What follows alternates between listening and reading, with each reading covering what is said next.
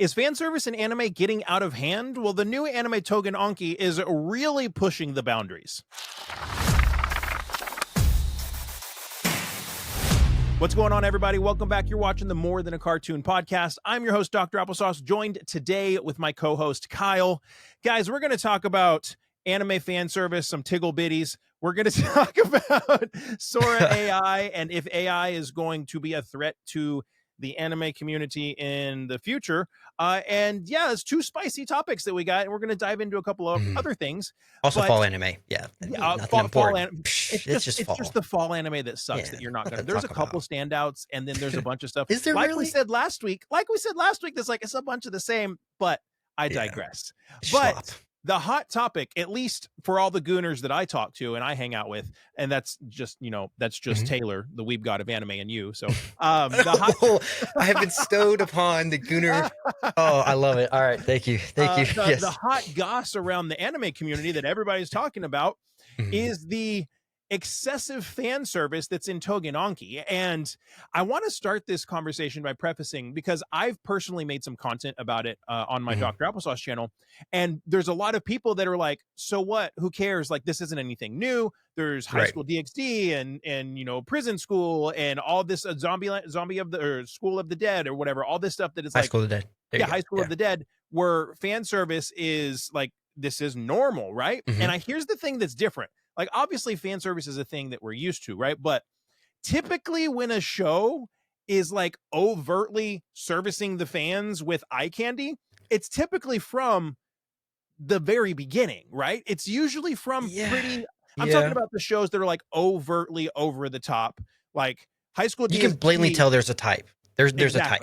Like with High School DxD, you're seeing Rias Grimmery's tatas within the first like 10 minutes of the it's the middle of the day. Let's go take a shower randomly while we're at school. Yeah, that and they're makes just sense. there, right? And so that's what sets what's going on with Tougen Anki. That's what sets it apart a little bit, because it wasn't like that the first couple episodes. The first couple episodes. You're right. There were Shiki's backstory. And you get Shiki's backstory, and then you get the episode where he's training, and then you get the episode where like there's a couple 2-3 episodes where they're doing that initial like preliminary testing if they're going to get in the school. You don't really, because I remember distinctly the point where they get on the ship because they get called away from their training on episode like 3 or 4.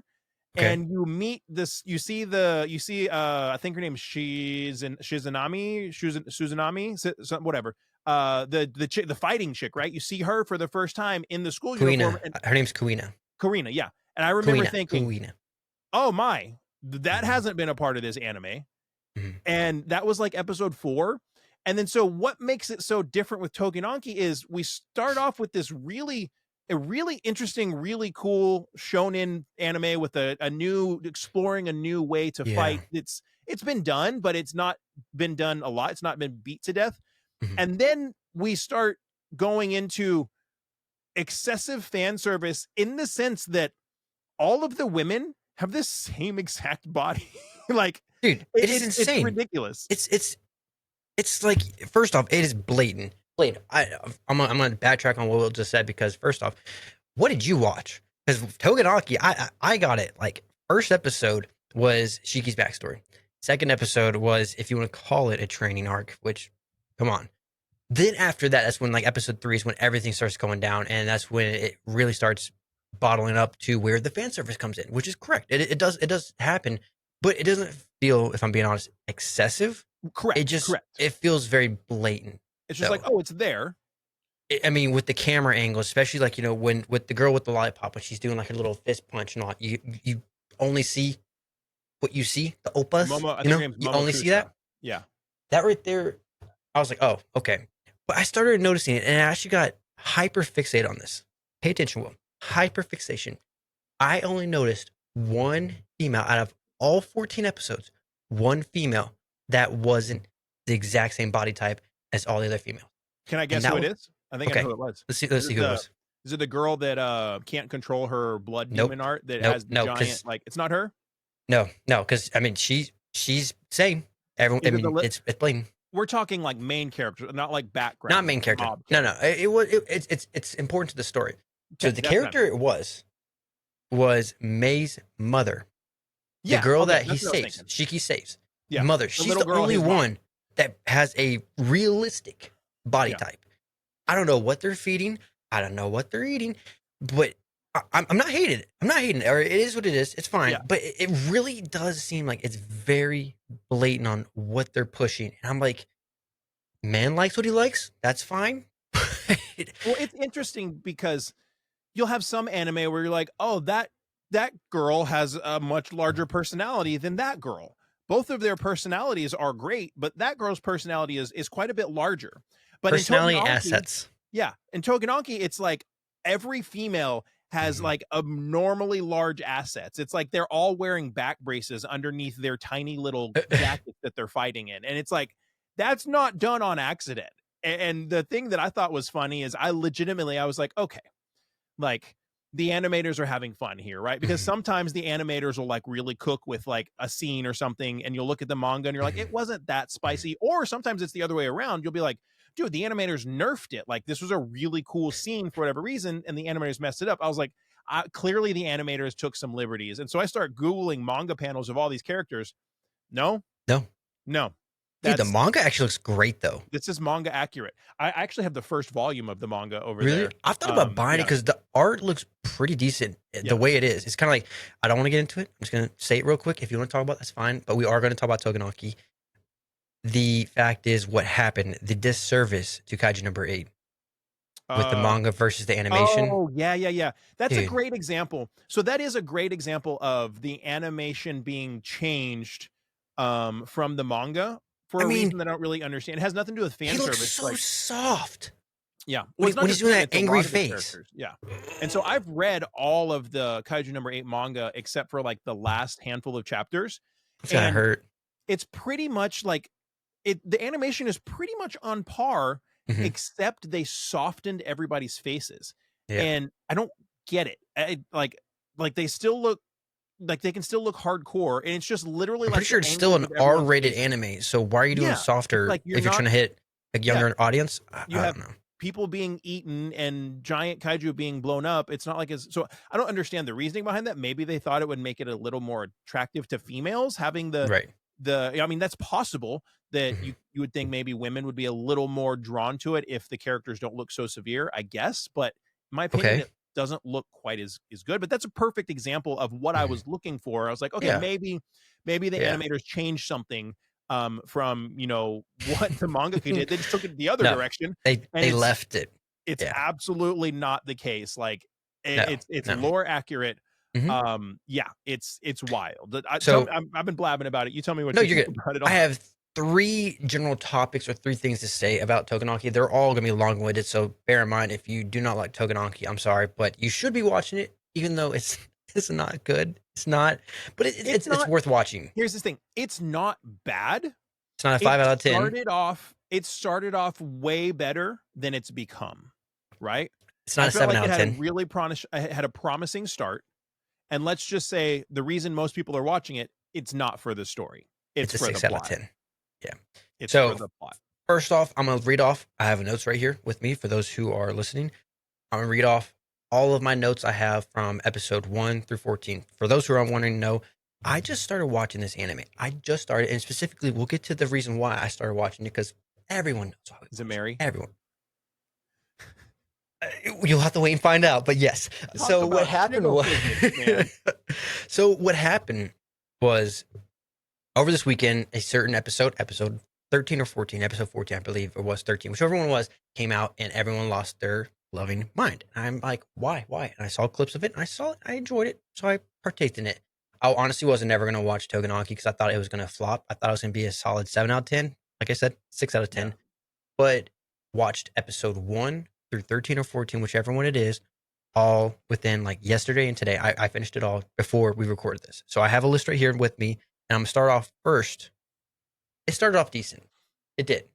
You have a whole revenge plot setting up. You have his father being killed right in front of his eyes. So revenge plot setting up. Good. I like that. Not the typical best. Like good guys or the bad guys type of a thing, or like who's really the bad guys. Like it was interesting. The twist I like on this is that the Momotaro are the bad guys, even though they're supposed to be perceived by humans, regular people. They're seen as the good guys. but their actions The are like Oni are the messed good up. guys. Oh, they're crazy. Yeah. And some of the stuff too doesn't make sense to me why they're doing this stuff with the backstory, because it really does irritate me, and I'll get into that in a second. But first, we have the revenge. They're setting the plot really thick, right? Then we get an exam arc or a training arc mashed into one. I really liked it because for me, Mhm. I'm a big fan of exam Yeah. arcs. I Yeah. love Yeah. those training arcs. Love them. Yeah. We couldn't even get a full episode. Couldn't Yeah. even get a full episode out of it. It stops immediately, Yeah. immediately before we get anything going. And I'm just like, that pissed me off. Really Yeah. pissed me off. Then we jump straight into a battle. Okay. And I was fine with it because what it did was introduce all the characters in a good way. Mhm. I thought that was good. I thought the way they introduced the characters, really, really well done. What pissed me off after that though is when they're doing that whole, oh, we're gonna be locked in the gym, there's a ghost and all that. Let's go over every single character, who they are and what they like. I'm like, we already know this. Why are you revamping what we already know? It just felt very filler. For an anime that's only supposed to be 24 episodes long and it's not supposed to be filler, it felt like it had filler. So bump down some points on me. So the thing is that they did good though, is that, like I said, they introduced these people, you get to see their abilities and how also you understand that they're just coming from the training arc or exam arc. So not all of them knowing that they can control their abilities, not Right. knowing they can actually use their abilities. Right. That right there, I was like, okay, some things aren't really clicking here. What also started clicking though, once we started getting to the battles, was that I'm glad you said this, but I have it right here. It says almost every woman in the show has to have back problems. That's just like the first thing that pops in my head. Like, let's be honest, guys, it's blatant. We already said this. Then where it lost points for me again was the CGI/animation, where you can blatantly tell it's CGI, but they're trying to cover it, mask it with animation. And it's just It's just not done well. no. Because they can do like great fight scenes, and then it's just the CGI when he's doing his rollerblades, the CGI when she's being like thrown around.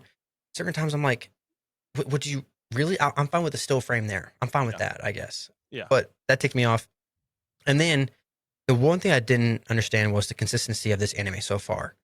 To kind of wrap up this part before we went to the next couple parts, and you can give your takes on this too, Will. But is that you had the exam arc where they were all supposed to be expelled, or at least only a few of them were supposed to stay, right? Right. They had that whole exam thing because at least one or two of them were supposed to be expelled from each team. Right. They were about to be expelled, and then now we're going like, oh, everyone can stay. Everyone can stay. I don't understand that. That didn't make sense to me. It's like a state of emergency thing. Like there's an attack on their main base, and I mean, like, the draft's open to anyone that works, anyone has a pulse, I guess. Yeah. Because the way I could see it around it is that since they lost so many people in that battle, maybe like, hey, we need some more people on our side, but they don't know how to use their powers. They're still training. So I don't know. It's iffy for me.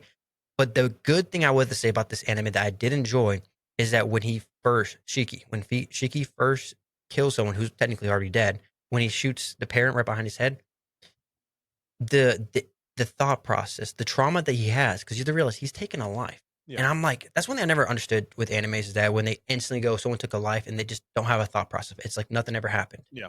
I like the realism of it. Yeah. If you're taking another life, not a big deal. Yeah. He's actually. I don't need you doing like every movie, where they throw up after they kill someone. No, that they can. That's fine. But I want to at least know that it affected them. That their humanity is still intact. And that's what they did very good job, because like the Oni are trying to be just like normal humans. They have heart. And that's what Shiki's always been saying, because he has heart. So I thought they did a good job with that. We're saying like, hey, I just took someone's life and all, but he's like, I don't have time to process this. We're in a battle right now. And then what they should have done was afterwards show him processing it then. Maybe. But they are doing a really good job of showing the trauma of what's going on, and really showing like the crazy juxtaposition of how the Oni are just trying to live, and they're being hunted down by the Momotaro. It's not like the Oni are going out and eating people. It's not like they're vampires, right? And the Momotaro just like doing nothing wrong, hunting them down. And now maybe back in the day, the Oni were, bad and killing people and all that crazy stuff. But that's probably one of the stronger aspects of it, is that juxtaposition of the bad guys aren't bad and the good guys are super evil, mixed in with huge double H's all over the place. Back problems everywhere, because they're doing so good on a lot of things, but then so bad on a lot of other things. Like, it's just the inconsistency. You have a great show, a great story there. Just like, tightened up a little bit. Because, like I said, yeah, you realize that the good people are actually bad, the bad people are good. And how they just want to be normal people. I love that. But then also, yes, the blatant fan service. You know, Double H is 100. Yeah, that's also what I'm going to talk about. I have another section called females. The females of Toganaki is what we're going to be talking about right now. Because I'm going to go through every single one that I think needs to be talked about. I didn't actually put the one where we talked about with the fist, the lollipop. We didn't put her in here. I don't think I did put it in here. I'm surprised you didn't put her in. Actually, no, like, I did have it. Yeah. Yogami, the one that has like the spike hair, and she looks like yeah. I thought that actually was going to be Kunai or Kuini. I can't remember her name. The one that's devoted. You know, her devotion is crazy. I thought they were the same character when you first. I thought they were sisters. I thought they were like the same. So I haven't seen the last. So don't spoil anything because I haven't seen the last couple episodes. Okay. But yeah, and also like it should mention too, like there is a very specific. This is a very specific. I know we're talking about women's bodies. Okay, whatever. This is a very specific body type. This isn't just, you know, big warlocks. Like these are thick, well-rounded, athletic women. I don't want people to feel like we're anime tourists. Okay, coming in here and saying, "Oh, there's too much fan service. We got to get rid of it." No, we're not being like that. That's not what we're saying. It's just the way this is presented is so odd. I'm fine with it. You want to go body positive? You want to do this? You know, all my girlies and all that. That's fine. Yeah. I'm right there with you. But I'm just trying to understand: does he have an idea for this? Because like when you notice, only so far, I can be wrong, but only one female character is presented with, you know, realistic attributes, I guess. That was very different to me. But then you see all these male characters, they kind of like vary. They're all different. So I'm just like, there is something to be said about this when it comes to, I guess you want to call it the fan service and the anime tourism. But the female specifically, Horimi or actually, oh gosh, this is so hard to say. Harumi? Ray? I think they do like a Ray at the end. Pink hair girl. Her name is. Yes. Oh my gosh, I don't know how to pronounce her last name. Bayobugara. Yeah, Bayobugara. Biobugara. Dude, you're better at that than me. The girl that has the giant blood demon. Yes, the sister. Right. Introduced to her. Loved her right at the start, but at the same time, very cliche. Very cliche. Love how they blatantly make her an off-brand Sakura from Naruto. Love it. Because the whole time, first off, she's claiming herself she's trash. She's trash. And what is Sakura from Naruto? Trash. Immediately paired up with I'm useless. I'm trash. Immediately you have paired up with freaking Sasuke with scars. Yeah. And you have Naruto that has a gun on him. You know, he's strapped. Oh my God, that's great. You have it. All right. Then Kuna, or whatever it is, the muscle mommy with the fist and the devotion. Yeah. She needs a whole thesis written on her, because for her, when you told me about her, I was like, okay, that's a little interesting. Because I remember a while back you told me that she gets her power from devotion when people rely on her. Somebody needing her, relying on her. I just realized that is correct, but also she's just that crazy. It's a bit crazy, right? She likes people rely on her. It doesn't help with her power. It's just something that just triggers in her mindset. Hey, this person needs me to protect him. All right, I'm gonna do whatever I can. I didn't realize till they said it later on the extent of her devotion. She can love, and this is, I feel like, every guy's dream. But I was like, okay, what's so wrong about this? But then they kept on talking. She can love a guy so hard that she makes him go crazy. How does that happen? It sounds like something some guys would enjoy. She literally said she was willing to wipe some dude's butt after she had sex with him, or before sex. Either way, she wanted to have sex all the time, which, like I said, love it. Wife material, love it. But then I realized, wait a second, hold up. All the previous guys that she dated went crazy. The ones that got smart enough to realize how dedicated and devoted she was. Like, she does everything. Like she likes the soft type guys, which, I mean, I can be soft. I mean, but at the same time, I don't want to go crazy. The way she is, like, she wants that. She is, you know what she is she's a control freak. The guy in JJK who does the clapping.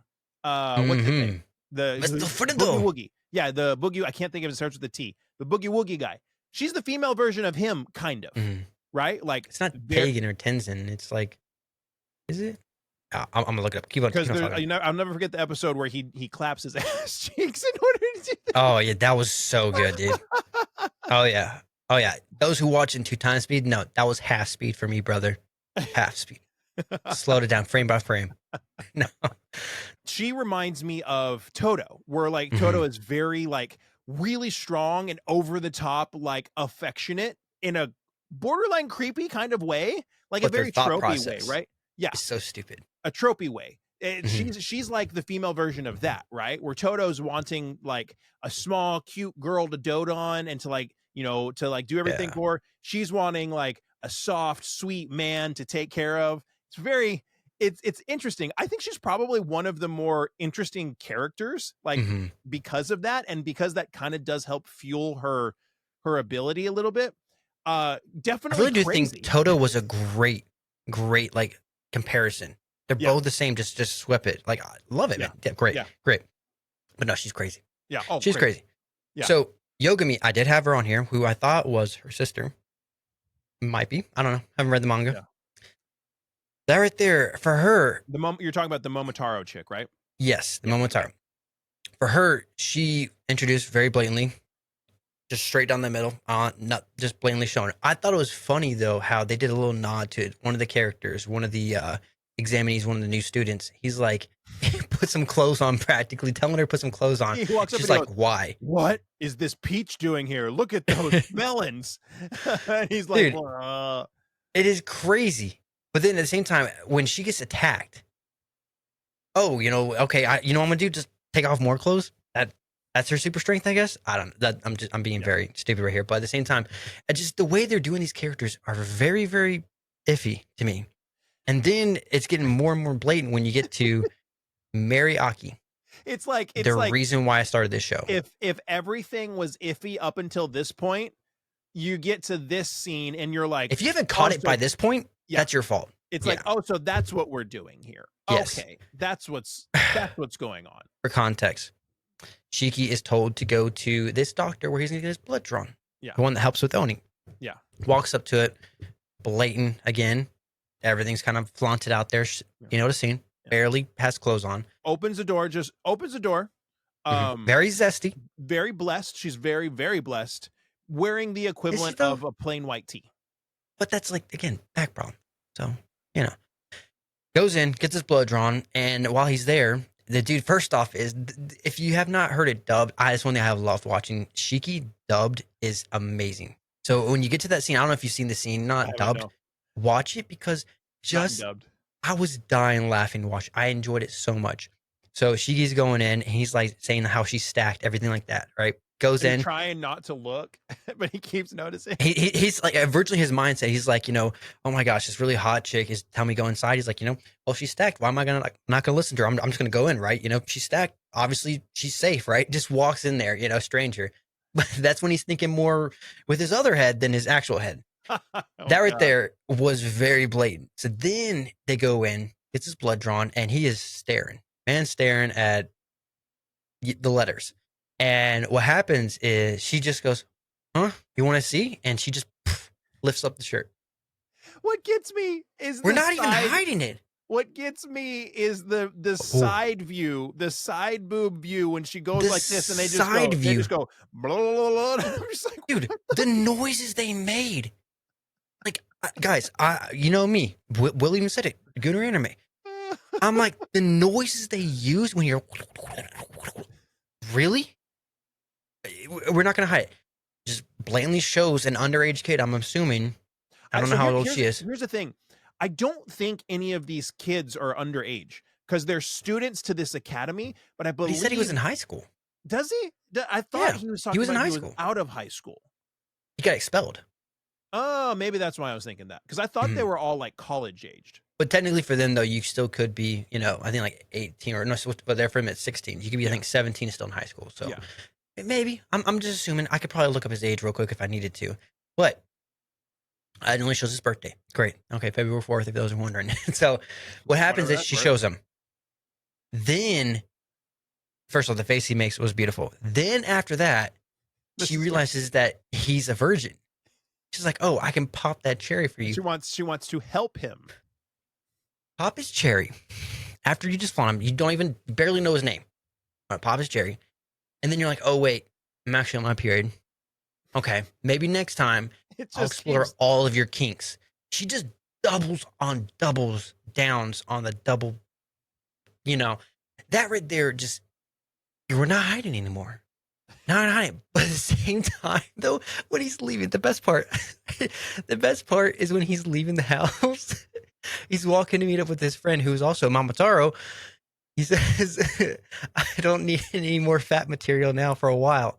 He's walking away saying, "I don't need more fat material." What's the best part of it? He's like, "I'm Spank Bank's loaded. We're good. We're full." I'm like, the Spank Bank is full for a while now, dude. And then they're picking out movies. He's like, "Hey man, whatever you want." He's just high off of the tatas. You know what would be really funny is after this, if it just turns into straight Gooner. Like the last half of it is just, it's gotta go, dude. That would be. I'm thinking, man, that would be hilarious. It's either they stay the course, right? It's gonna be here and there, or they're gonna go super serious again, because like that's what they kind of go. Like they have like playful, serious, playful, serious kind of there. Interesting for everybody that's listening or watching and hasn't watched this show, all of this that we're talking about, you gotta watch it. You've not seen a nipple one. You've not seen. There was a hot springs once. There was a hot springs. There was some side boob. Yeah. Okay. But plenty. And the camera angles too. But it just amazed me. It really did make me feel like High School of the Dead, if you want to talk about when it comes to the physics. When you hear the droppage, what the heck? And she's like, "Oh, I don't," like as he's leaving, she's like, "Oh, you don't like saggy boobs?" I'm like, what is going on? We're not hiding. We're not hiding it. We made a turn somewhere that I didn't realize we made a turn, and we took a hard left from showing. Something got hard. I'll tell you what right now. This is crazy, because if this hasn't made you want to watch this, and this is for the final point of Tougen Anki I want to talk about, let me explain this, okay? Tougen Anki is Naruto. I made a little connection right there, but it is. Keep in mind, okay? You have a loud adolescent male character, very young, a hidden parents power. Are killed, hidden power, but we're gonna go deeper, okay? Some silent type person, teacher, is training him, does a training arc, you want to call that. He's put with off-brand Sasuke, off-brand Sakura. Both Sakura and also, not Sakura, both Sasuke and Naruto, off-brands, both have an end goal of what they want to do. One wants to kill his brother, one wants to kill his father. Right? One wants to avenge his father. You see what I'm saying? So they both have a goal, a life. Definitely some inspiration there. But then also, too, with Shiki, what his thing is, he realized, I want to make people smile. I want to make sure, Mei can smile again. Okay, Databayo, sounds a believe lot like Naruto. Speaking of Naruto, dude, we're just scratching the surface. Hold on, we're just scratching the surface, because then think about this too. Okay, you have a hidden power inside of Shiki, who also has it. 8 siblings in total. 8. Yeah. How many tails were there? There's like 9 tails in total. But you're pretty close to the 9 tails. All have a hidden power. So they're gonna go after every single one. A power that's only awakened, that changes the way he looks, and it just their signs are there. The exam marks, the teachers, the fact is that you have people that are trying to hunt them down and kill him because he has his hidden power. Yeah, he's adolescent. Like the signs are there. The more you watch this, the more Naruto it is. And like I said, you already had Sakura. That was blatant. But then once I started realizing, especially when they got to the part where the Shiki has the hidden power inside of him, that makes him more. I was watching that and I was like, this really makes me think of the 9-tailed fox. This really makes me think of Kurama, right? See? What's so interesting is like I've started to kind of think of Tougen Anki as kind of like Ghost Stories, the English Ghost Stories dub. Are you familiar with the English Ghost Stories dub? Yeah. Not that they're similar. Not that they're similar, but they're so unassumingly ridiculous that it's like you should watch it for the trope, right? You should watch it for the trope. Not that it's necessarily good, but that it's entertaining. It's fantastic for the trope, right? It's kind of been reminding me of that. And the parallel, I didn't even think about that blonde dude that can like make the buzz saws and everything. He's like a blend of Denji and Sasuke, right? And that he's literally blonde Sasuke. I didn't even think about that. He's blonde Sasuke, 100%. I have one goal only. You know, I'm like, dude, like, shut up, you edgelord. Oh, it's speaking giving, of Naruto, dude. I am interviewing Miley Flanagan this weekend at Collecticon Chicago. You lucky dog. Yep, one-on-one. You Sean Schemmel, who's lucky Goku, bastard. and then Miley Flanagan. And then at the end of the month in October, or at the end of October, I have a My Hero Academia panel with Chris Sabat and a bunch of My Hero Academia cast. So that'll be I'm telling you. That'll be fun. For those who are wondering, yes, who are listening, Will's shoulders are jacked because he is carrying the anime community on his back right now. All right, this is crazy. You have the voice actor of Naruto, the most probably well known besides Sean Schemmel.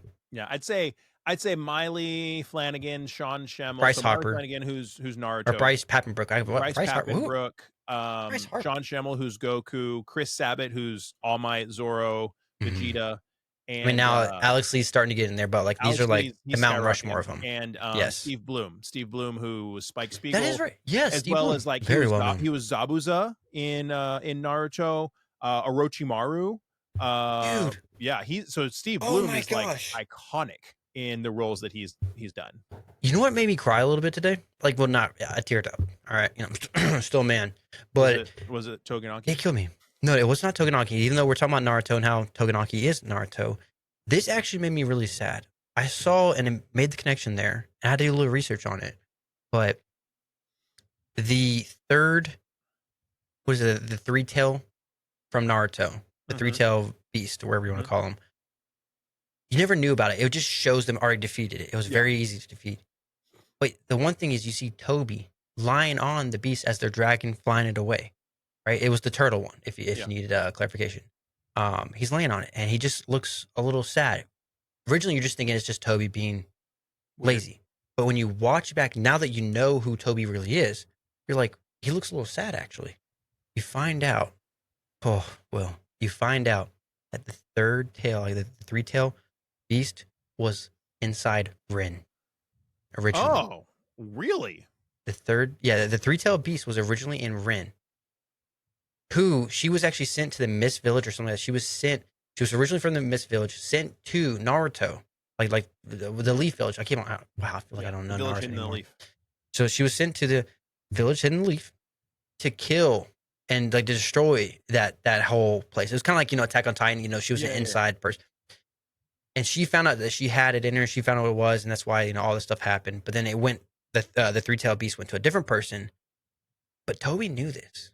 Toby knew that the three-tail was originally Rin. So it's like a piece of Rin was there with him. And that's why you could tell, and it made it so... It's just like that so sad. That little Easter egg there.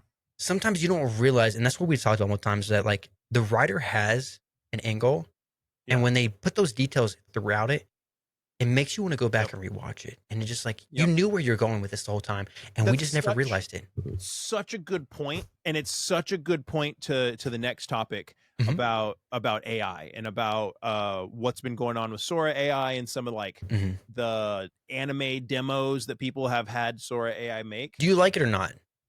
Well, I mean, like is an objective. Like, I can look at it and be like, what is your stance on it then? I don't support it at all. Okay. Like, I don't like it. Specific for one of the reasons, specifically what you just said. You're like, we're not even trying to talk about AI, but you were like, you can see when an author has an objective in mind and they put something like that in there, where like clearly the author AI couldn't put that little tidbit in there, right? Knew what he was doing. AI would never do that. Right. AI would never like put that little Easter egg like that. They would never put those little bits of humanity together like that, right? And that's what would be lost if AI gets too much leeway with creating stuff, right? And so for anybody that doesn't fully understand, last week, and I made a couple videos about it and they did really well, so I was really happy about that. Sora 2 came out with this new, I'm too stupid to really understand how it works, but basically it can make AI generated videos for you.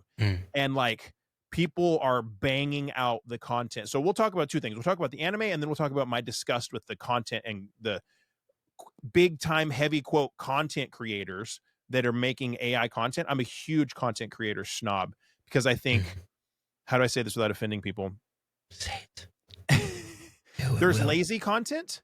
There's Mm-hmm. real content like we both Mm-hmm. make that we put time and effort into. Mm-hmm. And then there's AI garbage, right? Right. So Right. lazy content would be like, oh, what creator can I talk crap about to get free views on? Or, you know, maybe I can shake my titties in front of the camera and dance and do all that and get a bunch of views, right? That's lazy content, right? I don't have respect for content creators that do that. And then you have this AI stuff that's coming out. So we'll talk about that. But yeah, somebody with Sora 2 came out and someone made, like, they prompted Sora 2, hey, make me an anime trailer based on classic anime. And so you get like a Goku versus Saitama fight scene that like looks really good. Was amazing. Yeah, looks Was really amazing. good.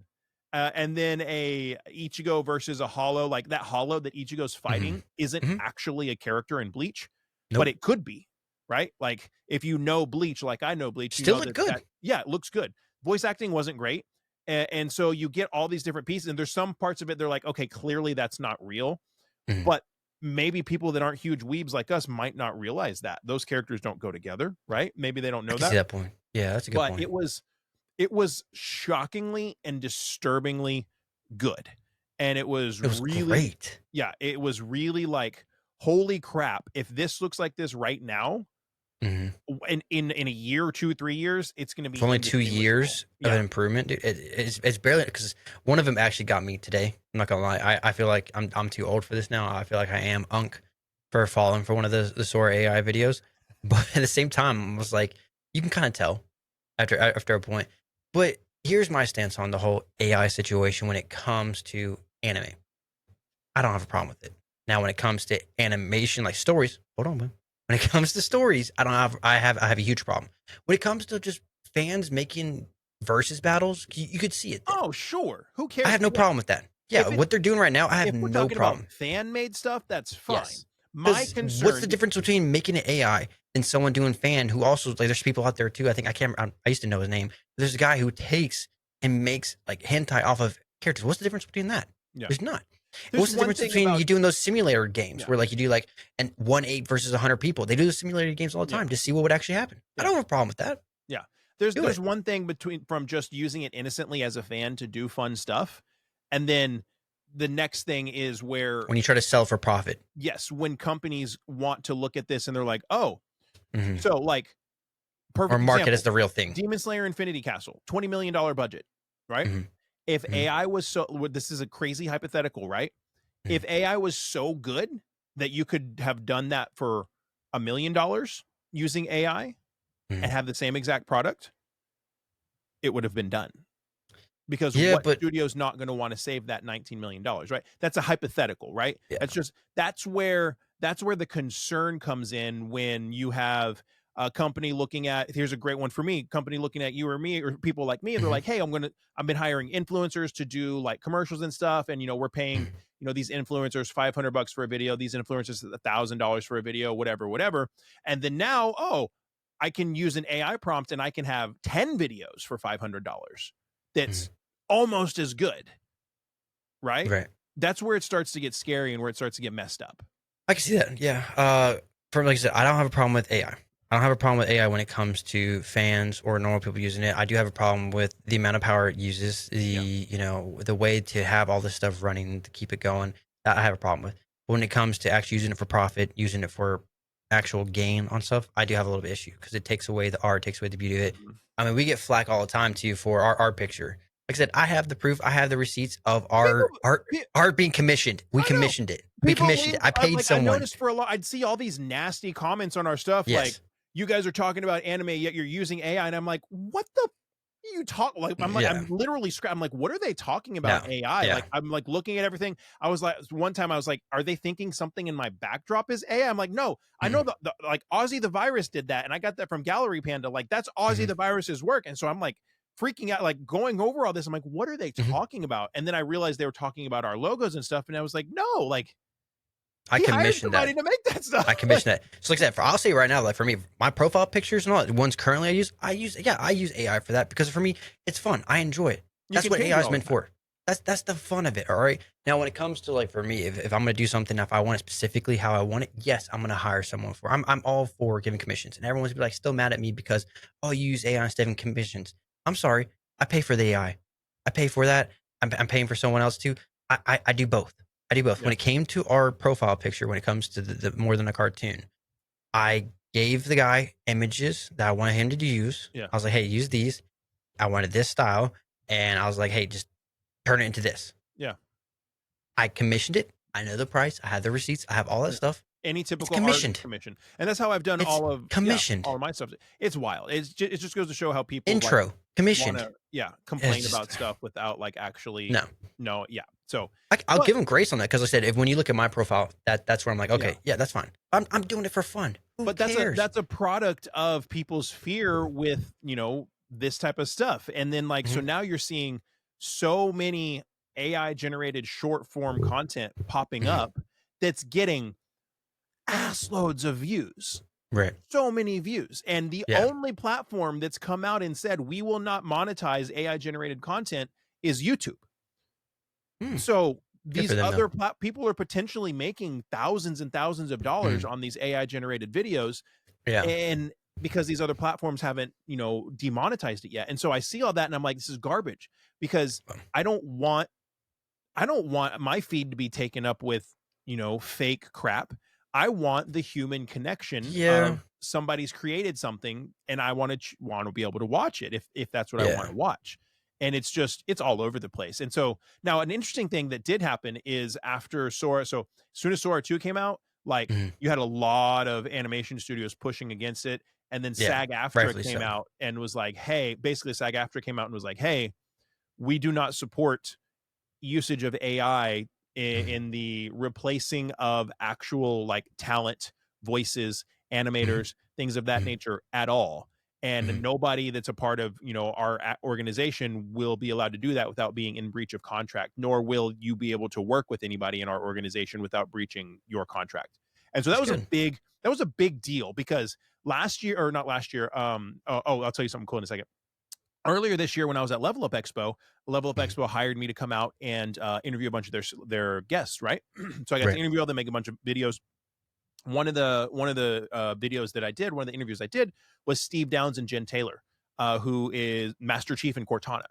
And one of the big I saw those videos actually. Yeah. One of the big things that Steve and Jen wanted to talk about was they were currently on strike at the time. Now, because they're not actively like recording for Halo, they can like still work, right? Because they weren't in contract for Halo, but they were on strike because SAG-AFTRA wasn't giving them the representation that they wanted against AI as actors. Okay. So it was cool to see that back in April, a bunch of people were on strike from SAG-AFTRA, and then now SAG-AFTRA, they clearly got at least partially what they wanted. SAG-AFTRA has come out and said, hey, essentially, we will not support the use of this. You cannot do this because there is an AI generated actress that's out that like is owned by somebody and they're trying to get work for that actress. Right. Yeah. So that was good to see. That was really good to see. Yeah. I'm like 50-50 when it comes to the AI stuff because I agree with all the points that you said. At the same time, I have that what if mentality or I wonder mentality because I saw a video of Naruto. What if he was in high school?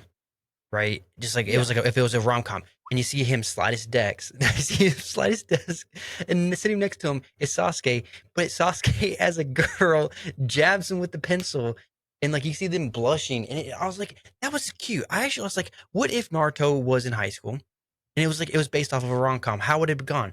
I enjoy stuff like that. I was like, that right there, it's good. I think it is gonna, change things. But it's clearly satire and it's just clearly like a fan thing, right? If you're worried about it as a content creator, then that's on you. My favorite quote I've heard from, and we'll hopefully have him on here soon, will be Taylor. We've got of anime. Love him. Taylor Reviews also. He told me a while back when I went to him and I approached him because I didn't feel good about doing, recommendations, which he's always had a monopoly on recommendations at the time. He was like the only one I knew that was doing recommendations. I was like, hey, I'm thinking about doing recommendations. Are you cool with it? Taylor being Taylor, and Will can claim this too. He's like, dude, I don't care. He's like, there's enough views for everybody. Yeah. He said, there's enough views for everybody. Yeah. So if you're worried about AI actually taking your views, now I said taking jobs is different, but taking your views when it comes to content creation, say taking that's views. stupid. I'd say taking jobs and taking away opportunities with brands. Yes. As I do agree with that. That's what I'm worried about. I think it's messed up. Also, yes, taking other people, like taking people themselves, not making something that's fictional, taking people themselves, like their voices and themselves. Yeah. Yes, taking that and then messing with it, especially what you're seeing with like people who are passed away, like Robin Williams. That's messed up. That's messed up. That's distasteful. Yeah. But I even heard one where like they did, what if you did a Eminem song that was back in the 1950s? Bro, I heard that today. That was AI. Good. That was AI. That was banging, bro. You see what I'm saying? That was banging. And so that's where something I think there's a lot of value to be had, right? With AI, right? I'm not against AI. I'm against replacing what I would do things. If you thought it was good, okay, you're someone who makes 50s like content, do that video, then make it actually happen. Yeah. So to be clear, I'm not against, like, I'm fully, like, I use AI from time to time, or I would say on a regular basis, like, but I use it to supplement what I'm doing, right? So a process that I have, like, I've been making thumbnails and YouTube videos and YouTube titles for so long. Sometimes they just suck. And it's like, okay, how can I optimize and not have my stuff suck? And so I've learned this process. And here's a little tip for anybody that's listening towards the end of the podcast. Here's some free bread for you. I'll have an idea of like, okay, I want to make this video and I think I want this title and I kind of think I want the thumbnail to look like this, right? So I'll have my title that I'm thinking about using and I'll make my thumbnail. I'll go to ChatGPT and I'll say, hey, ChatGPT, I need you to interact with me as an expert in anime and an expert in long form content and long form thumbnails and titles that have a high CTR and high view duration. Great. Okay, cool. I'll be happy to interact with you like that. I'm like, y'all getting some good stuff right here. Just letting you know. I'm just flat out. Yeah. And I'm like, okay, hey, I have recorded this video. This video, the title that I'm thinking about is this. Here's what the video's about. And here's the thumbnail that I've created. Can you give me your input, how to maximize this title and thumbnail to the subject matter for the highest clicks and the longest view duration? Plug all that in, and then it spits it back out. And it's like, hey, great. Here's what you have. Here's what you're doing well. Here's what you could be doing better based on the data that it has access to from all of the performance of YouTube videos that are about that topic, right? And here's how you can change things, and here's how you can tweak things and do it better.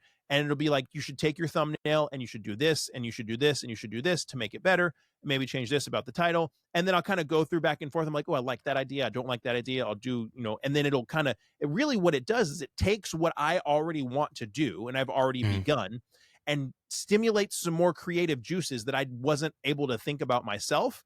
And then I can go and replicate that. Right. I use AI for that form all the time. And I think that's a great way to use it because it's supplementing what you're already doing. Yes. What I'm not doing is I'm not plugging in, hey, ChatGPT, tell me a video to make about Tougen Anki, churn me out a title, churn me out a script, churn me out a thumbnail, and I'll go record it. That's not what I'm doing. I'm taking my ideas and having ChatGPT analyze all the data that's already out there and say, based on what you're asking, here's some things that you could do to make it better. That's an example. What you need to realize is AI is a tool, not the creator. Correct. Right. You need to have the creation. You need to have the mindset. If you're going to be a content creator, create it and then have AI help you. That's fine. It's supposed to be an assistant. It's frustrating because everyone like, yes, it is relying on, and like I said, there's enough views. People who use AI and use it solely, that's fine. For me, I just think it's a little distaste to it. Yeah. But I'd say from like I said, from a prudish perspective, I see the AI content and I'm like, oh, it's gross. Like that's lazy. That's gross. I'm not worried. I believe that there's always I see people that are like doom and gloom, like content creators, you better buckle up. Your future is limited. And I'm like, no, there's always going to be people that want to watch real people. The brain rot people that are just scrolling all the time and like not really looking for anything important, they're going to be fine with the AI content. But there's always going to be people that want to watch real content.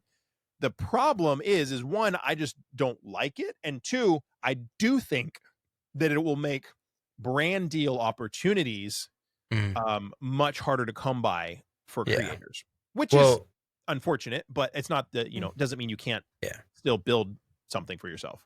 My advice for content creators, I guess, to give mine, add on wheels, because that was really good stuff to help them out.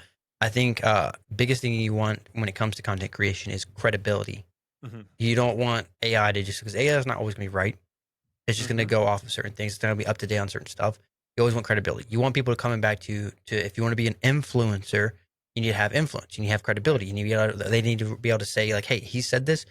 Either not take it as like your solemn word. Some people do that, but like, hey, he said this. Let me figure out why he said this, and I agree with it. Or if I disagree with it, then you can argue off of that. But credibility is very important. That's what also brands are gonna be looking forward to. But before we end this, I do want to talk really quickly and really fastly, if you are up for it, about the new fall anime we have right now. Yeah, it shouldn't take long to talk about the ones that are actually good. Right now, I'm gonna tell you. Yeah, here we go. You want to hear? Y'all want to hear the best fall anime of the season right now? Let's start with ready? All right. Well, you go first. I want to start like I'm. Okay, and then I'll go. Let's start with what we think is the standout so far. Like if you have, because I have a standout. Like fall season sucks. It is kind of disappointing, but there is some good stuff. So bad. What honest to goodness, the standout, and you put me onto it, is Dusk Beyond the End of the World. That's the standout for me. That episode 1 or episode 0, whatever it was, the backstory. Right. That episode had a freaking chokehold on me, bro. Now I was like, this is so good. So the thing is, it's funny because I was gonna wait till whenever we do put him on the podcast, but I saw a video of Taylor. He reviewed one of your or reacted to one of your videos that he edited, so he already knows what the video is gonna be. I'm like, okay, whatever. But besides the point, he's like, you were calling a show that he recommended mid. Yeah. He's like, oh, actually, I don't think it's mid because it has this and this. It's like, that's his personal taste, and there's nothing wrong with what he said. Yeah. I was like, if we had a board on there, if we had Taylor versus Kyle, and Dr. Sauce was putting a point up there, there'd be a point by me, and Taylor's just, he's just chilling over there. I find out that I love that. He starts to react to it. He goes, by the way, I edit for this creator, just so everybody knows. I'm like, dude, you just got all rid of the whole reaction. You know what's gonna happen, buddy. I'll tell you right now. I'm just gonna go down the list of what I have watched recently. My status as an assassin obviously exceeds the heroes. I haven't watched first episode. I'm probably gonna watch it tonight. It was good. It's failure frame done right, which everyone keeps on saying it is, and I believe so. I believe so. It was good. I enjoyed it. First episode, your basic isekai. Overpowered. You have the main character. So pretty much, if I was gonna make a video on it, I would do like anime where the main character is teleported to another world with his classmates, but is banished or betrayed or something like that. Right? Yeah. You can tell something's going on, something's cooking, right? But for a first episode, I actually was like, not bad. It's gonna be isekai schlop, but I don't mind the schlop. Schlop tastes pretty good right now. I like isekai as long as there's something different. Now, I will say I did start, and I have to agree with you, bro. I have to agree. What was the one where the video we were talking about with Taylor? I don't even remember the title of it. Final boss appears. Yes, that one. Yeah. I started watching this, and I was like, "This immediately." sucks. I was like, "This is Overlord." Yeah, great animation, but it's like it's not bad. It's just Overlord. It's literally Overlord. Like it just for me. I honestly, I got like 4 minutes into it, and I was like, do I really want to sit down and watch this? I'll probably just wait till it's dubbed because I just don't have time to be bothered to when it's sub. I really want to lock in and focus on it, but because especially with sometimes when it comes to the emotion, way better. But I'm like, I'll wait till it's dubbed. Yeah. Right now, it just I couldn't even be bothered to finish the first episode. People were getting upset about it. That's fine. It just felt very repetitive to me. I kind of already very predictable. I made a video and a post about that. And people are busting my balls about it. Really? Being like, you're just very blatant. Though. You don't actually want to. You just want to call. Well, you're a tourist. And I'm like, bitch, I watched the whole episode. If I don't think it's good, that's my freaking opinion. It doesn't mean I'm a bro. Yeah. I've forgotten more about anime than you've probably ever watched. Good Lord. One that I think could do well, but it reminded me of another anime, but A Star Brighter Than the Sun. One I said could be good, could not. I think this one's gonna be right down. I'd say a 6 out of 10. Right above mid, but I don't think it's gonna go. It could go 7, but it really reminded me of, and you probably wouldn't know because it's romance, but A Condition Called Love. Those who've seen that anime, A Star Brighter Than the Sun, kind of the same deal, not the same story style, but same feel. I am interested to see how it goes. Sonda, I'm actually gonna be honest with you. I think Sonda is gonna be a disappointment for me, bro. I think I fell asleep the last 8 minutes of it. So it wasn't me. Thank God. I was so worried because you coming off of Dan, coming off of that, and then you go to this. I'm like, I fell asleep, I and I think was it's so gonna pick disappointed in up, myself. Here's the thing. but it It's just cut to the chase too fast. it's such an interesting concept, and Mm-hmm. the animation is so interesting. I'm gonna give it a Oh shot. yeah, I'm gonna watch a couple more episodes. 3 to 4 But rule. also, like, I was watching it on Prime, Mm-hmm. and like the Japanese audio wasn't available. Like, there was no So you only Japanese watch the audio. dub? I had to watch it in English, and it was Yeah. annoying as hell. I did Really? not like the English dub I at didn't mind it. It wasn't good. all. I'll agree with that. It wasn't good, but I Yeah, didn't really mind it. I It it just just something about it irked me. you have an anime based off of Santa, and you immediately jump to it like right off the bat. So where are we gonna go with this? I like having like the long draw animes. I don't like where you go through a whole season and you don't confess your love. That Yeah, pisses me off right there. Okay, when it comes to romance. Have Fragrant Flowers, perfect example. Great. yeah. Great romance anime. But when it comes to this, it's just first episode, okay, where are we going with this? It's like a How are we bullet gonna do train, bro. Like, 12? there's It's too so much, like, fast. the world that they're in is so interesting, like, Hmm. that birth rates have declined. It's like less than 1% of the population is children, so children are incredibly valuable. Like, they Hmm. could have spent a lot more time really like, they could have They spent might. They might. right. Like, they could have spent like an episode developing that more, because Hmm. I had to remind myself, because the main female character's friend died or disappeared, is dead, is whatever, Hmm. and I had to She'll come back. remind myself, oh, this is actually like a really freaking big deal that this kid died, Yeah. or is gone, because kids are so rare, and it's not really emphasized. I had I to didn't even remind click on myself of that. it, I right? didn't even click on that. Yeah. So honestly, it was strange. Like, I think the animation is so cool. The concept is so cool. You think it's It's gonna be like still out Rise of there. the Guardians? Almost, they're gonna bring like here's the Easter Bunny, here's Cupid, Yeah. here's Sandman. You think that's gonna happen? I don't Potentially. know. I I don't think what know. I'm gonna do is I'm probably gonna wait until several Binge it. episodes come out, so I can Yeah. sit down and watch a good, the first 3, 4, 5 at one time, and really get a Hmm. good, well-rounded judgment of, like, okay, maybe the first episode was just a little off, or it needed to go into something or whatever. Right. Because, like, I mean, you say, like, Dan to Dan, they animated Dan to Dan as well. It's like it could be the same effect. Like, the first episode of Yeah. Dan to Dan turned people off big time. Like, there was stuff That's in a it that great really point. turned people off. Yeah. But if Yeah. you stuck with it, you're like, "Oh, okay." Like, there's some weird elements, Hmm. but it's not the same writer, it's the same No. studio, which is interesting because the art style is completely different. Very different. But yeah, I was, That is a great point, though. I do need to do it because I live by the 3 to 4 rule. I live mhm, by it. And I'm glad I did it for this one anime I'm watching currently right now. I just started watching High School Prodigies Have It Easy in Another World. I first episode really didn't really care for it. Felt very very schlop, but I'm watching. I'm actually starting to really enjoy it, and it went dark. It's not a brand new anime. It's been out for a long time. For those who are wondering, but it went dark. I'm gonna make mhm, a video on this. You'll see in my recommendations and all in the future. But it went dark, and I'm like, yeah, whoa! Not yeah, expecting like each yeah, episode kind of like throwing me off. yeah, So I'm glad I stick with it. Those who don't know what the 3 to 4 rule is, you need to watch 3 to 4 episodes of an anime before you decide to drop it. yeah, Don't yeah, do first episode yeah. then drop it. Mushoku Tensei. When I think it comes really, to like, Dan to Dan, when it comes to those ones, you watch the Goblin trailer. Slayer's the only one you could probably do. Yeah. You watch the trailer, and the trailer helps you decide if you're gonna just skip it, or you're gonna give Hmm. it, a couple episodes. Hmm. So I recently started watching something similar that kind of made me have the similar thought, is The Sword of the Demon Hunter. Okay. Um, and the first episode is like 50 minutes long. And so the first episode's 2 episodes, right? So we're watching the first episode. Strong start, then it really starts to drag on to where me and my buddy are That'll like, happen. we're like heckling it, right? We're like, oh my God, this is going to happen. Everybody's going to die. Demon's going to Oh, come I and wanted eat to watch this everybody. one.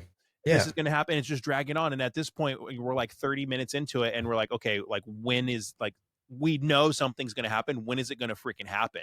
And It's an right about, hour long first episode. yeah, 53 minutes. Yeah. So right about the point where we're like, this is getting stupid. Nothing's developing.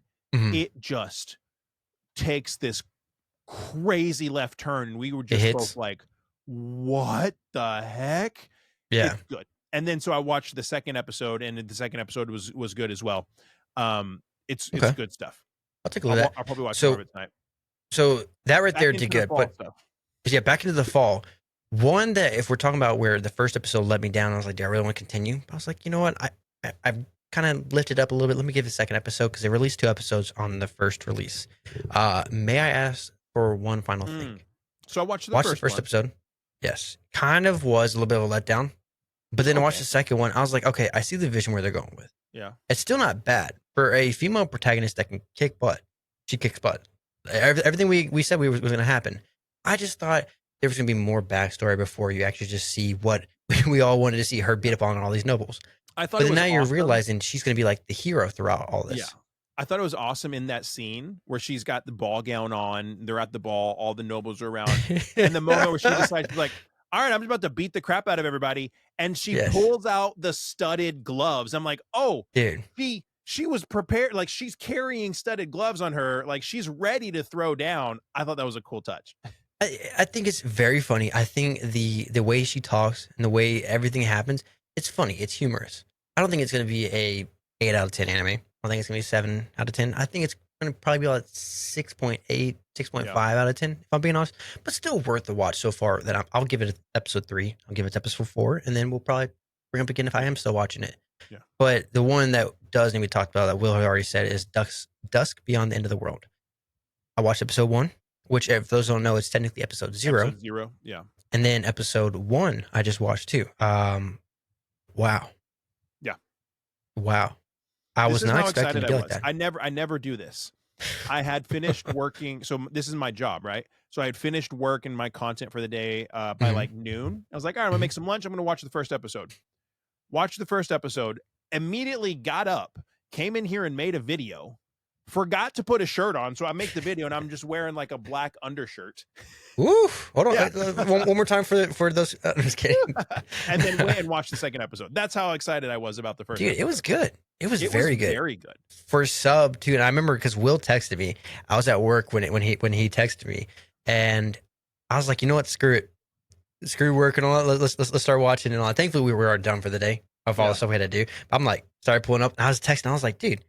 Toa's voice actor is really good, actually. Yeah. I was enjoying it. And then the more he goes into it, I thought it was very ridiculous, though. You have episode 1, episode 2, very serious. And then you get to the end of episode 2, Toa finally reveals herself. She's like, let's get married. I'm like, Well, what's okay. Interesting. So the English, those who watch understand. Yeah. The English show is called Dusk Beyond the End of the World.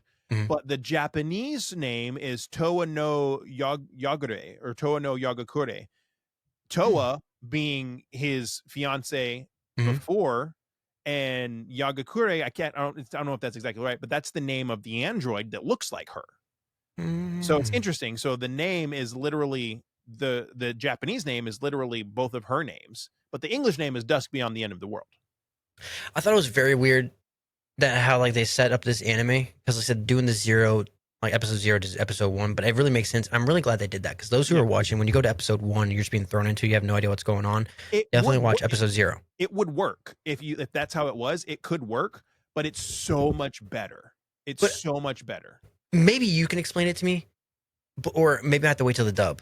But when it got to, I was like, what? It was too much, and nothing like trying to say like wrong or right about it. But I was like, how does the marriage system work? In this, I was like, is it the earrings? Is it this? I was like, because for them, figured it out yet. In this anime, polygamy is just whatever. If you like someone, you can marry whoever you want. It's everything's good. Like if you like it, you like it. It's good. It's whatever. It's like whatever. It's like, but this is like the dystopian world that is like this. Yeah. Which I'm thinking though that makes great sense though, because if you have like say something happened and if they're starting from scratch of humanity, it's starting from scratch. It could be whatever you thought it was. It's like instead of. Because it hasn't explained it perfectly, but the way I look at it, it's like it was confusing to figure out. Yeah, to me, and I could be wrong, but it seems like it's less of a, hey, these 3 or 4 or 6 people are getting married, and more of a, this group of people is like committing that they care about each other and they're committing to like make their own like unit. Like it felt more like clans, familial unit, if I'm like thinking their own little clan, clan within the overall city, within the overall village or whatever. Yeah, if you want to like if you had to do it like clan, tribe, group of people, that's what it felt like. Like, hey, you like all these people, you all like each other, you all get along. Yeah, we're making a family. you also have like there could very much be a Hunger Games aspect to this where like there is definitely a group of society that's Mhm. living much more privileged than the rest. There's Oh a yeah, you already primitive saw that. part. Yeah, Yeah, yeah. there's a primitive part and there's a more advanced part. This advanced part could be pushing propaganda and agenda onto this more primitive part and like controlling how they do things, right? So this whole Hmm, construct of how they're doing things could be a part of maybe whatever propaganda is potentially being, enforced upon them. because I understand the whole thing, like the whole marriage aspect of it. I was like, but they kept on pointing to the ears, and they had like these little rings in the ears. Like, is Yeah. that identify who you're married to? But like they only have like they all have the same color. They're all different. I'm like, Or how do you how want do you earrings know? instead of hand rings? Like, No, it's not even that. I'm just like, how do I say this politely? But like, how do you know whose is whose? You know what I'm saying? they're, Like, I don't know. Yeah. whose group is who? Yeah. Because if they all look the same color, and I was thinking, okay, maybe the multiple rings means how many multiple people are in that group. Yeah. I was like, I you're don't running know. out of ears then if you have like say like 20 people or whatever. I'm Yeah. like, how do I want them to clarify that a little bit for me I bet because that like they it's will. a unique Because if you aspect. didn't notice, Toa was working on a project right before, the things Mhm, happened at the end, and she called it the LC project. LC project. mhm. And what they call the marriage, what they call it in the dystopian future, they call it LC, ELSEE, or Will, you ELSEA. caught so Yeah. much more than They I call it did. Elsie. And it's like, oh, they're calling so that's what Toa Yeah. named that final project she was working on. She called it the LC project, and they call their marriage Elsie, but it's spelled out See, I'm ELSEA. so new to sub. I'm reading it specifically as is. I'm not actually like hearing it and Yeah, perceiving it yeah, completely. That's on a whole different level now. yeah, yeah. Wow. Good So job, Will. that's why I'm questioning like, hey, is this like something that's being like some type Yeah. of propaganda that's being pushed on them or something? Like what is Dude, this? I think you just cracked something, bro. Oh my gosh. I'm so excited to Because watch the there's next a episode moment now. where the main character hears that, and because the Mhm. little girl calls it Elsie, and he goes, huh, Yeah, no, I know Elsie, exactly what you're talking about. He's like, "Huh." Elsie. And that made me think, oh, that's what Toa was. And then you get the little flashback where she's like working on her project. And I was like, yeah, that project was titled the Elsie Project. I was like, "Oh, he's just trying to figure out how to pronounce it right or something like that," but I'm like, "No. No, do you see that went straight over my head. Wow." But also like for me too, I'm not That's a lot super of stuff. analytical when it comes to like this. Like when it comes to animes, I'm just a consumer. I just watch it. I consume it. Sometimes I might be very analytical when it comes to like Toganaki. I might have like notes. Sometimes I'm just watching the anime. This one Yeah. over here, I'm just watching it. Will's perceiving it on a whole different level. For those who didn't catch it and all that, we're on the same boat. But those who I've did, also been doing this about 20 good years for you. longer than you. So, Yeah. But no, that was a great point. I really enjoyed that. Wow. and so it really makes you think about it a little. So just that little tidbit combined with the fact that there is a Yeah. group of society that has more technology that is controlling the more primitive remnants of society. Those two together makes me think, okay, like what's actually going on in the world? What is this higher Hmm. echelon of society? What are they, what are they foisting upon this more primitive Mhm. echelon of society, and how much of their lifestyle has been like fabricated in such a way or not? I don't know. There's clearly some type of subjugation going on. So I'm looking at it right now for the tags, and like I said, this might just because what people are saying it, but it says heterosexual robots, dystopian, lost civilization, Robots. post-apocalyptic. Oh, yeah, Mhm. yeah, yeah, yeah. Yeah, That, because that yeah. AI, post-apocalyptic, male protagonist, artificial intelligence, gore, and it does say LGBTQ plus themes and polyamorous. So Okay. this might just be what people are saying about it, It and could it's just be just the like checking it. implication, Yeah, or it could but actually be it. or it could be what you're saying. It could be more, or it could be both. Yeah. Wow. This It's anime is interesting. throwing me through a loop, dude. Yeah. Yeah, what does It's episode 3 come definitely out? In 13 in hours. When we're recording this, it comes out. So by the time you've seen this episode, is our episode 3 third comes one's out. coming out. Yeah. We might be talking about this It's next week, hopefully. definitely the standout so far. Yes. It And who told you? Yeah, yeah. The way they did, and Taylor. if they wouldn't have done the episode 0, it wouldn't be as much of a standout, because all of the because you're going to be getting flashbacks all the time now, and you Mhm. have this first episode to tie like Getting that the first puzzle pieces episode together. in that 30 minutes. They did such a good job of building the relationship Mhm. between Toa and whatever his freaking name is. I forgot his name already. But between the Toa and the main character, they build that Mhm. relationship up. It's cute. It's done really, really well, and they build that great. And then the sacrifice at the end, and so you see all of that, and then as you're getting the flashbacks that are inevitably going to happen throughout the anime, it just makes those flashbacks make that much more sense. No, I'm glad you said that too, because there are certain animes where they just like the romance comes off way too quick and way too easy. Yeah. I think they build it right, and they did backstories right on that. A lot of animes I'm seeing too when it comes to backstories recently, backstories are just terrible. Now, give it grace and all. Yes, Demon Slayer does best with the backstories, but that has made me really excited. But also, I do want to say this too, or it's more of a question. Do you think do you think Ty would have recommended Us Beyond the End of the World? Because I don't think he would. I don't know. I'm just saying. You're hearing this, Ty? I told him, I was like, hey, you got to watch this. So Ty, he watches anime, but he reads tons of manga. Really? So I would say he's probably more like, he's still an anime fan, but he consumes way more manga than he watches anime. I'm excited to meet him, man. Yeah, he consumes a ton of manga. He probably reads what I watch a lot, but sure me and him probably have. There's very few. The only other person that I've ever like talked to that has said, "Oh yeah, I know that story more," is Taylor. Taylor knows like everything. Yeah, dude. Taylor knows everything. But also, Taylor is very opinionated though when it comes to stuff. Like for when he likes something, he really likes it. When he hates something, he hates it. Yeah. So like for them, like even if like if you liked it, he's like, nah, dude, that's trash. I'm like, okay, never mind. Because I remember we used to be like Xbox Live parties all the time. He's like, nah, dude, that's trash. I'm like, okay, all right. I'm sorry, you know more than me. Yeah. So yeah, the fall season standout, Dusk Beyond the End of the World. If you're still watching, let us know what's your favorite, what's the standout for you from fall, and what do you think about the excessive jiggle physics in Tougen Anki? Is it Gooner bait? Is it? I'm fine with it. You know, what do you think's happening? Just got me watching it. It got me to watch it. So, and stay tuned. We're going to start bringing on some guests. We have some content creation friends that really do a good job of what they do. That we've reached out. They've reached out to us. We're scheduling that. Yes, mix it up a little bit.